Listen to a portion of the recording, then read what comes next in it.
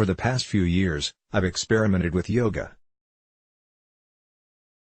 10 years back, I co-authored a motivational book on entrepreneurship, Make the Move. It is an attempt to explore and demystify the factors surrounding an entrepreneurial journey. My affair with yoga is relatively newer than entrepreneurship.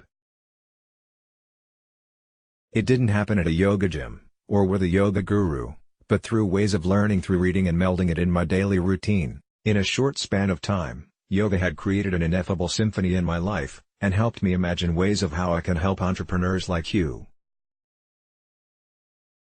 Making the move with yoga. I have already written in the book that the most elementary thing for an entrepreneur is to make the first move. It is applicable in every good thing you begin with. But, since the same psychological makeup does not fit for all, the biggest answer which one needs to find before they practice is their own why.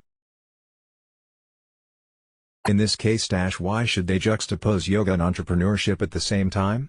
Through my journey so far, I have met many successful startup founders, not entrepreneurs, who have been practicing yoga. Some based here in France and Luxembourg, have been thankful to me, whose idea of yoga was probably limited to a yoga studio and a mat.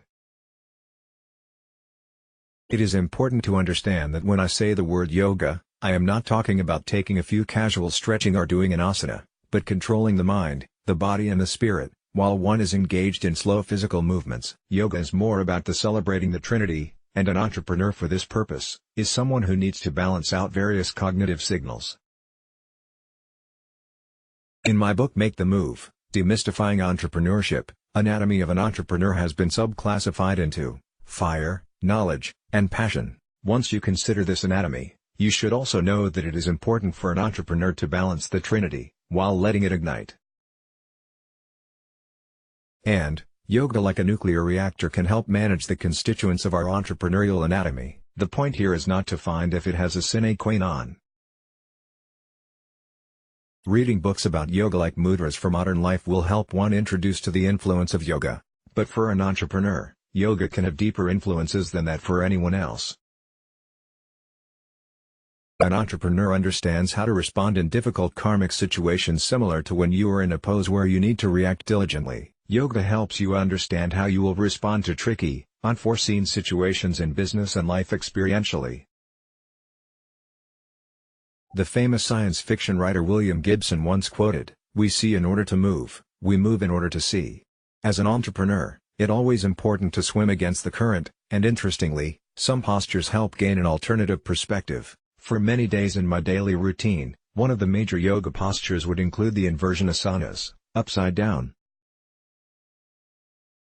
From Shirshasana, headstand, to Adho Mukha handstand, these physical inversions slowly translated into making my ideations better, and helped me gain a clear vision on decision-making. And although they had multiple physical and mental benefits, I enjoyed them the most because I knew they were helping me in my professional development. Through the various postures in yoga, one can experience unique voyages while relating the movements to your own journey. Introducing yourself to the ancient art of yoga would help you find answers, which weren't revealed, to your own self. Let's block ads. Why?